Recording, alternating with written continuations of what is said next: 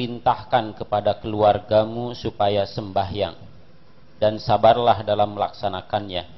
Kami Allah tidak menuntut kamu supaya mencari rizki. Kami Allah yang menjamin rizkimu dan akibat kemenangan yang terakhir bagi orang yang bertakwa.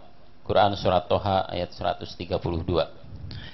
Jadi maksud tidak mencari rizki ini bukan diam, karena Rasulullah mencium tangan yang kasar karena sibuk mencari rizki.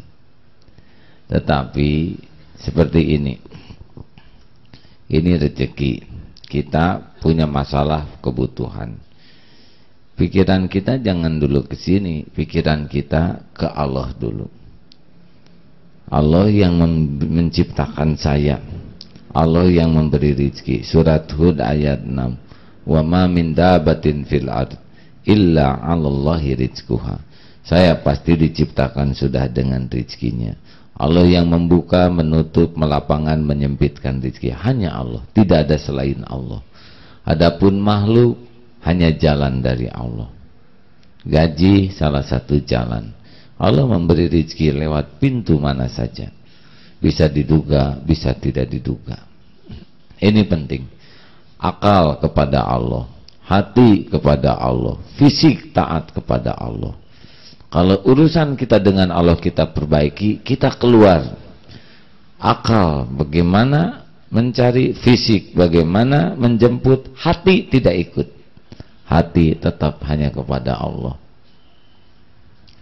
Sehingga dalam sebuah hadis dinyatakan, jikalau kamu bertawakal sesempurna-sempurna tawakal, artinya tidak ada selain Allah yang ada di hati, maka Allah akan menjamin rizkimu seperti burung yang keluar dari rumah dengan perut kosong, keluar dari sarang dengan perut kosong dan kembali perut isi.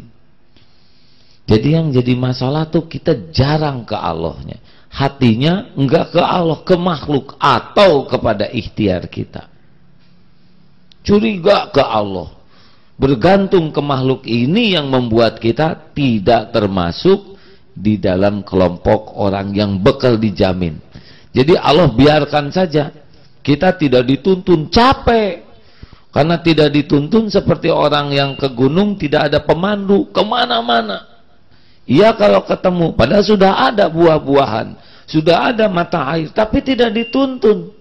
Disediakan oleh Allah rezeki, tidak dituntun seketemunya. Jadi bukan tidak ada rezeki. Masuk ke hutan, makanan sudah ada, tapi tidak ada yang nuntun kemana-mana, malah makannya juga buah yang beracun. Jadi nggak ada masalah dengan rezeki kita. Yang ada masalah dituntun tidak oleh Allah. Buah dari apa? Hati. Makanya jangan nyantel sama bos, sama gaji, tabungan, nggak boleh dicantelin. Itu yang menjadi penghalang jaminan. Ini memang harus riadoh, harus latihan. Sekali-kali boleh kita jalan, ya, dari sini ke Bandung. Jangan minta-minta, kelenger tidak. Kasih tuh. Saya ada teman namanya Solahuddin, dia jalan kaki. Oh maaf, bersepeda. Jangan minta-minta ke siapa-siapa. Dia udah keliling Jawa, Sumatera tanpa minta-minta, enggak bawa bekal, cukup.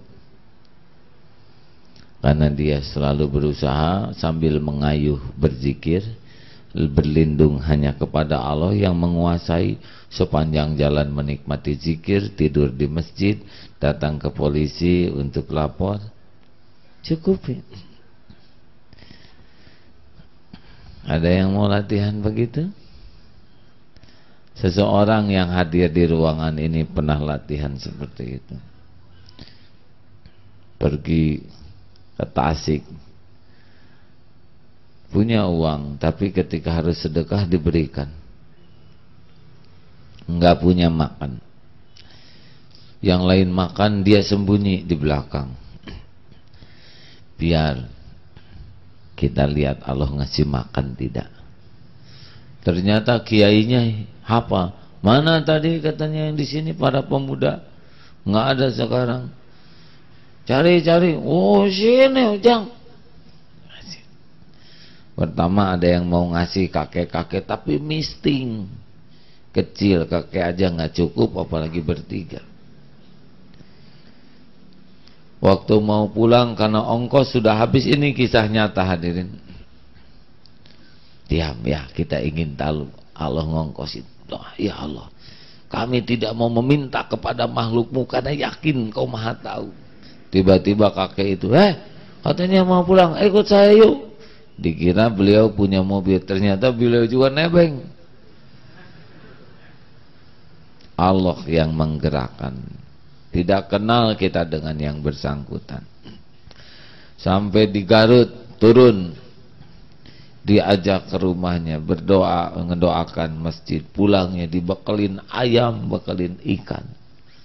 Sampai ke Bandung. Puas. Puasnya bukan karena dapat makanan, puas karena yakin Allah yang menjamin.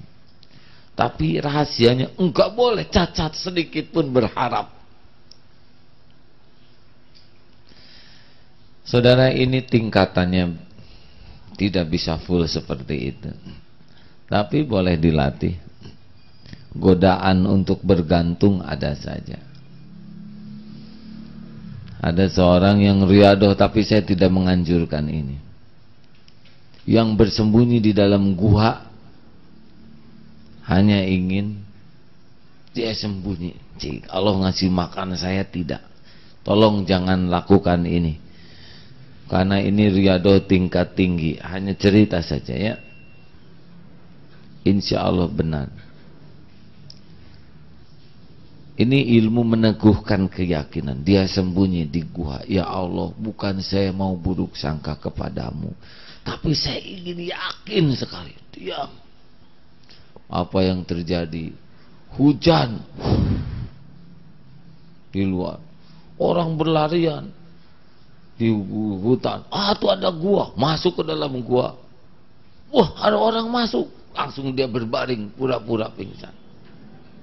Kata orang-orang, wih, ini ada yang sakit nih, pingsan nih. Wah, jangan-jangan dia kedinginan, kasih baju hangat. Oh, jangan-jangan dia lapar. Oh, dia dia kaku mulutnya, coba gelitiki. Sampai dia bangun, ya Allah, sampai begitu engkau ngasih makan. Sekali lagi ini harus pakai ilmu ya. Karena kalau salah-salah, tapi begitulah ahli-ahli tawakal. Mungkin kita tidak harus sejauh itu. Riadoh-riadoh kecilnya adalah dalam hal apapun CSB-nya maksimal, cepat kembalikan ke Allah, sering mengingat dan menyebut Allah, bulatkan hati terhadap janji dan jaminan Allah. Ini benar hadirin.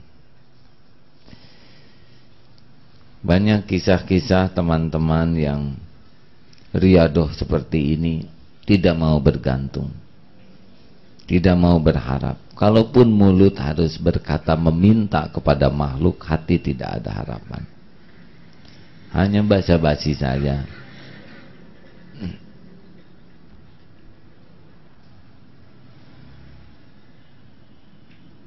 Jodoh juga begitu. Sepanjang bergantung kepada penampilan, wah saya susah jodoh nih, umur saya sudah segini, dia bergantung kepada umur. Habis hidung saya kurang mancung, dia bergantung kepada hidung. Saya sih orangnya dari desa, orang kampung, dia bergantung ke kampung. Habis saya ini orangnya pendidikannya rendah, dia bergantung kepada sekolah. Sepanjang masih banyak yang digantungi, sepanjang itu dia tidak akan dicukupi. Bulat total,